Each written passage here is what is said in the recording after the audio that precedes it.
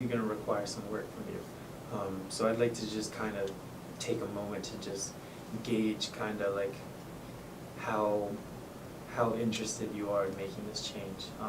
You know, it seems like you've already given it a good amount of thought.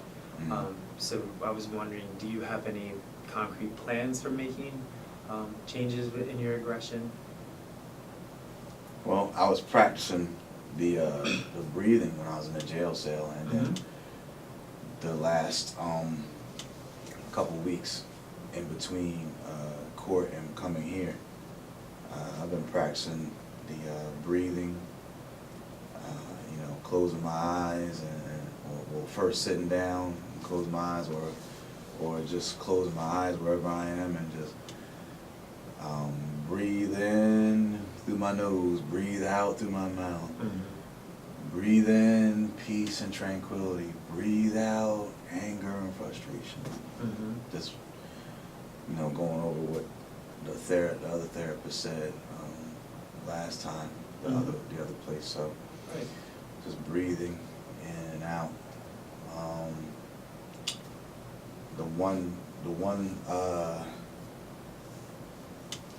The other therapist that was there, because she was absent one day.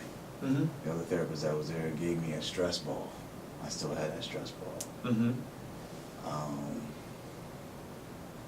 But I need some other work though. Okay. I'm telling you, man. Even having a stress ball and the breathing and everything like that, man. Just to, you know, hear her voice pisses me off. Enough to set you off. Yeah. I'm sitting there. Right. You know, and it's just like, you know, I need something else. That's okay. Right. Right. You know, I do think that helps Okay. a little bit. I think it does. Right. But I do need help with my anger. Okay. All right. So, in terms of your anger, and some goals that you can see for yourself, what do you think would be some relatively short-term goals, so something that are probably within the next week that you can try, and something that is able to be accomplished? So you don't want to set the bar too high. You also don't want to set the bar too far in advance. We want to keep these short, simple, to the point. Can you think of any goals before we meet the next session that maybe you could try working on this next week to kind of help with your aggression and kind of help settle you down in those situations where you do feel yourself starting to get a little tense or angry?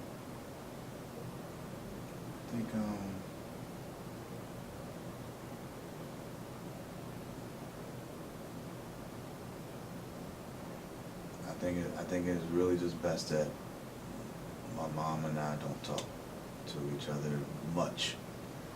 Okay. You know, I'm not saying that we don't talk at all. Right. But just, you know, avoiding those conversations that lead to, you know, her cussing me out, or her calling me names, or her getting on me about stupid stuff that really doesn't make sense to me, or really doesn't matter to me, and then me getting pissed off and one thing lead to another. Right. So I just hope that, you know, I want to be able to, since I'm under her roof now, I want to be able to just be able to keep the peace until I can move out on my own. Right. Keep the peace. Yeah. Okay. I'll probably talk to my girlfriend more and talk to my dad more. Okay. Talk to them more.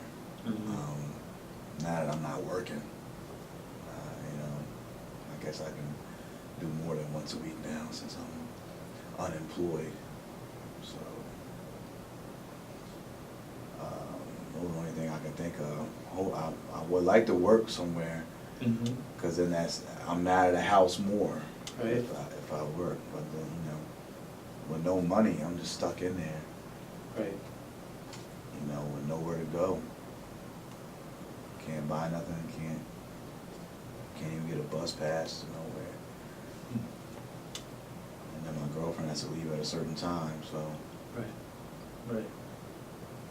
So it seems like you're kind of frustrated by living in your mom's house, you know, under her rules, you know, Yeah, having to communicate with her certain days, you know.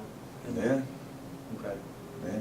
All right, so I think that's a goal that we can try this next week. I would encourage you to do that also. Not necessarily to go as far as avoiding your mom completely, but as far as not speaking with her as often. Like you said, the last couple of weeks, you've kind of managed to stay away from her, and that it seems to be for the better for you. So if that's a behavior that's helping to keep your aggression in check, I would say to keep go ahead and doing that. Also, I like that you mentioned you know, getting a job, because I think that may be one of the things that's kind of helping to maintain a little bit of that aggression, because you know, like you mentioned, you're not out of the house that often. You're at home because you don't have a job, and your mom's also at home, and so the more time that the two of you are there together, there's more potential for conflict and for friction. So I would highly encourage you this next week, you know, maybe fill out a couple job applications, see if you can get a few interviews, and hopefully try to see if you can land a job. I hope so, that's what I've been doing. Right. Man, online. That's great. That's great. All right, Mr. Whitaker, so just to let you know, we have about 5 minutes remaining in this session, so I would just like to take this time and open up the floor for you. You know, if you have any questions or anything from me, you know, any feedback from me, anything from the session that you would like to talk about, anything that we didn't cover. Let's see, talk about mom, dad, stepmom,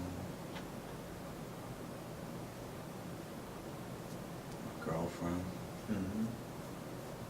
I want to get an apartment where her and I can be together. The two of you. Yeah. Yeah. And I would like to see. I like to see my nieces and nephews. Mhm. I got one niece and two nephews. My sister has them, Mm-hmm. but I haven't seen them in a long time. Okay. I would like to see them. Right. I don't know if y'all can set something up or if you can, whatever. I don't know what it is, but I just want to see them. Okay. And talked about I'm gonna get an apartment. I'm gonna get out of my mom's house. I'm gonna get a job. I want to finish my GED. Mhm. Yeah. I'm gonna go to college. Yeah. Talk about that. Mm-hmm. And that I need help with my anger. Right. I can't think of anything else that needs to be said. Okay. It needs to be talked about. That's what's important to me. Mm-hmm. Getting out of my mom's house, Yep. getting a job, Mm-hmm. getting an apartment, me and my girl live together, Mm-hmm. see my nieces and nephews, Right. make some money, go to college. Yep. That's great. That's about it. Okay. All right, well, you know, you did a pretty good summary right there, but I'd like to just take a moment real quick just to kind of summarize the things that we talked about, just so that way, in case I missed anything that you feel is important, you know, that way we can pick back up on that issue next week when we meet again. Okay. So, you know, you came and we had a great discussion about some of the reasons why you're here. You know, your previous history with hospitalizations from your aggression. And so, you know, the first time was because of your mom, the second time was your sister, and the most recent time is to avoid, I guess, kind of going back to jail. And you have this situation now worked out with the court after another incident with your mom that, you know, we can do counseling instead of her pressing charges. So that's Right. kind of what brought you here today. You know, but then we started talking a little bit more about, you know, your background, your mom, your sister, you know, your dad who lives in Colorado, and the stepmom who you enjoy talking to on the phone weekly, things like that, right? And we talked about a little bit of your background as far as jobs and education, and you know, how one of those goals that we have for ourselves now is find a job, right? Yeah. And also another goal that you have for yourself is to get your GED, so that Yeah. way you can keep on going to school and take care of those plans that you said you have. So that's great. And then, you know, we brought the conversation back to the aggression, right? And we talked about, you know, some of the ways that it hurts other people, and some of the ways that we can kind of, or some of the ways that you have been trying to kind of keep that in check. You know, you mentioned the previous therapist taught you the coping methods of, you know, breathe in, breathe out, and also the stress ball, so that's good. So I'd encourage you to also use those in addition to the ones that we came up with during our goal setting. So think about, you know, the path that we're on now in this process. It's going to be the two of us in this together, so don't ever feel like you're alone. Feel free to call me anytime, and I look forward to working with you next week. I appreciate it. Thanks. All right.